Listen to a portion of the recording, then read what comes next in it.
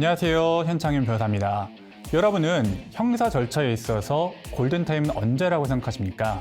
저는 형사 절차에서 골든타임은 바로 수사 초기, 첫 진술할 때까지가 골든타임이라고 생각합니다. 제가 사법연감 통계를 살펴보니까요. 2023년에 발간된 사법연감에 따르면 1심 형사 공판의 무죄율은 3.4%라고 합니다. 즉 100명 중 3, 4명만이 무죄 판결을 선고받았다는 겁니다. 그렇다면 형사재판에 가기 전 경찰, 검찰 수사 단계에서 불송치, 불기소 비율은 얼마나 될까요? 대검찰청 범죄 분석 자료 중 처분 결과 부분을 보면 경찰 단계에서 불송치 비율은 약 24%입니다. 즉 위와 같은 통계를 살펴볼 때 공판 단계, 형사재판 단계보다 수사 단계에서 비교적 높은 확률로 처벌을 받지 않고 불송치 내지 불기소 처분을 받을 가능성이 훨씬 높은 사실을 알 수 있을 것입니다.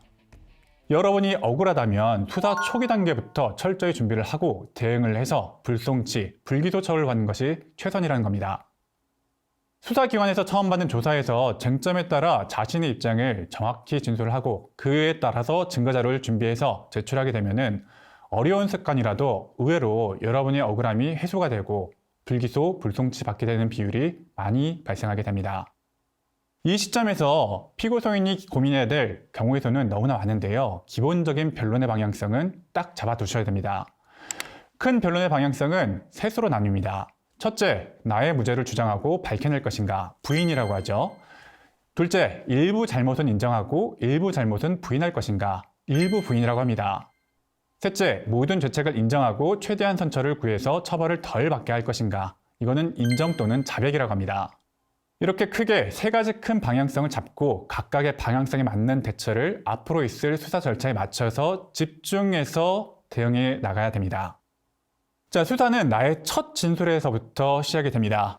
여러분이 통상 경찰에서 피의자 조사를 하게 되는데요. 이 피의자 진술 조서가 얼마나 중요한 자료가 되는지, 얼마나 중요한 증거가 되는지 잘 모르시는 경우가 있습니다. 이 진술조서는 나중에 형사법정에서도 매우 중요한 증거이면서 동시에 양형을 결정하는 매우 중요한 자료로 역할을 하게 됩니다.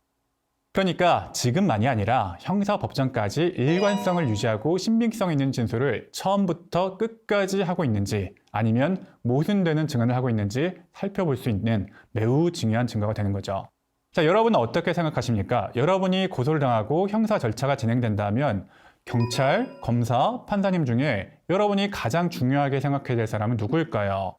물론 검사님, 판사님 다 중요하지만 여러분이 고소를 당해서 형사사건이 진행되고 있다면 가장 중요하게 생각해야 될 사람은 바로 여러분의 사건을 담당할 첫 담당 수사관이 가장 중요하다고 생각합니다. 이 첫 수사를 담당하는 수사관의 수사 방향에 따라서 전체 사건의 흐름이 어떻게 흘러갈지가 결정이 되고요. 여러분이 대응을 잘 못했을 경우에 담당 수사관이 여러분이 하는 진술이 거짓이라 의심하고 여러분이 변명으로 일관한다 생각한다면 그런 의심이 피의자 신문 조서에도 남고 수사 절차는 물론 형사 절차 전체에 영향이 생길 수가 있습니다. 이렇게 중요한 여러분에 대한 첫 조사는 어떻게 이루어질까요? 경찰 조사는 무작정 하는 것이 아니고요. 피의자 신문 조서도 무작정 작성되는 것이 아닙니다. 형식적인 질문과 범죄 사실에 대한 질문이 나눠져 있고요. 수사 기법에 따라 일정한 패턴이 있습니다. 즉, 우선 담당 수사관을 만나서 조사실 또는 수사관 자리로 안내받게 될 것이고요. 그 이후에 신원 확인을 위해서 신분증을 제시받고 주소, 전화번호, 하는 일 등을 물어보게 될 것이고 확인하게 될 겁니다. 또 조사에 앞서서 변호인의 조력을 구할 것인지, 진술 거부권을 행사할 것인지, 진술의 녹음 또는 녹화를 원하는지 확인하게 될 겁니다. 이후에 대략적으로 왜 조사를 받고 있는 것인지, 피의 사실을 알고 있는지를 묻게 되고, 알고 있다면 어떤 내용을 알고 있는지를 묻게 됩니다. 또 경우에 따라서 혐의 사실을 인정하는지 부인하는지를 처음에 묻기도 하는데요. 이렇게 전형적인 레퍼토리로 묻는 질문이 끝나고 나면 이제 본격적으로 피의 사실에 범죄 사실에 해당하는 부분에 대해서 묻고 답하게 되는 겁니다. 여러분이 기억하셔야 될 것은 수사관이 피의자를 조사해서 신문조서를 작성할 때에는 막 물어보는 것이 아니라 질문에도 요점이 있고 답변을 정리하면서 답변을 듣는 것이기 때문에 질문을 정확히 이해하고 그에 대한 답변 진술을 하셔야 된다는 겁니다. 여러분이 진술할 때 정확히 질문을 파악하지 못한 상태에서 중언, 부언하게 된다면 그것이 자신의 의도와 다르게 진술하는 것처럼 보일 수도 있습니다. 예를 들어서 이렇게 질문한 경우가 종종 있어요. 만약 피해자라면 이런 일을 당했다면 정신적인 고통을 겪을 수 있다고 생각하지 않나요? 또 만약에 질문이 만약 피해자가 이 일로 정신적인 피해를 입고 있다면 미안하거나 사과하고 싶은 마음이 드시나요? 이런 질문을 할 수가 있습니다. 이러한 질문은요, 일반적으로 여러분들이 일단 범죄 사실을 저질렀다는 전제하에 여러분의 생각을 묻는 질문인데, 이러한 질문에 대해서 아무런 생각 없이 답변한다면 여러분이 마치 죄를 자백하는 것처럼 들릴 염려가 있어요. 즉, 여러분이 이미 범죄를 범하였다는 사실을 전제로 하고 그 이후에 여러분들이 죄책감을 느끼는지 아닌지 이렇게 묻는 질문은 수사관의 여러 가지 수사 기법 중 하나인 유도신문이라고 할 수 있는데, 구체적으로 답변하는 자에게 유리한 특정 내용이나 답변을 암시하거나 특정 전제를 사실인 것처럼 가정하고 질문해서 답변을 유도하는 이런 신문을 유도신문이라고 합니다. 답변을 하실 때는 질문을 잘 듣고 취지를 이해하신 후 실제 사실관계를 잘 생각해 보시고 천천히 답변을 하셔야 됩니다. 질문을 한다고 하더라도 그거를 바로바로 답할 필요는 없고요. 질문을 이해하면 천천히 사실관계 및 자신의 입장을 생각하고 내가 경험한 사실관계를 정확하고 일관되게 진술하여야 되는 겁니다. 자, 이렇게 범죄 사실에 대한 질문과 상세한 경위 그리고 추가된 상황에 대해서 묻는 질문까지 마쳤다면 마지막 절차로서 반드시 조서 열람도 꼼꼼히 하셔야 됩니다. 보통 조사는 짧게는 1시간 정도, 또 길면은 10시간도 걸릴 수가 있습니다. 이렇게 긴 시간 조사를 받느라 심신이 지친 상태이시겠지만 조서를 꼼꼼히 열람하면서 질문과 내가 한 답변이 잘 기재되어 있는지 확인하시고 내가 말한 취지대로 기재된 것인지 꼭 확인하셔야 됩니다. 만약 내가 말한 것과 다르게 작성이 되어 있다면 수정도 요구하셔야 되죠. 자, 그렇다면 보다 구체적으로 여러분들이 경찰 조사를 받을 때 주의점을 몇 가지 정리해 보겠습니다. 자, 제가 가장 중요하게 생각하는 건데요. 먼저 거짓말은 하면 할수록 불리해집니다. 수사관은 같은 종류의 사건을 수백 수천 건을 다룬 사람들이기 때문에 이 사람이 거짓말을 하는지 아닌지 잘 포착할 가능성이 높습니다. 이 사람은 거짓말을 하는 사람이구나, 진술의 신빙성이 없는 사람이구나 라는 선입견을 줄 가능성이 높고, 나중에 검사 처분이나 형사 재판에 있어서도 안 좋은 요소로 작용될 가능성이 높습니다. 다음은 진실을 말하더라도 검토의 시간이 필요합니다. 내 말이 진실임을 증명할 만한 증거가 있다면 적극적으로 준비하고 조사 시에 제출도 해야 됩니다.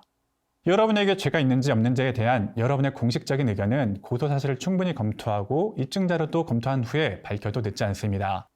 예를 들어서 여러분이 온라인상에서 어떤 판매자에게 리뷰를 작성한 것으로 고소를 당했다고 생각해 보세요.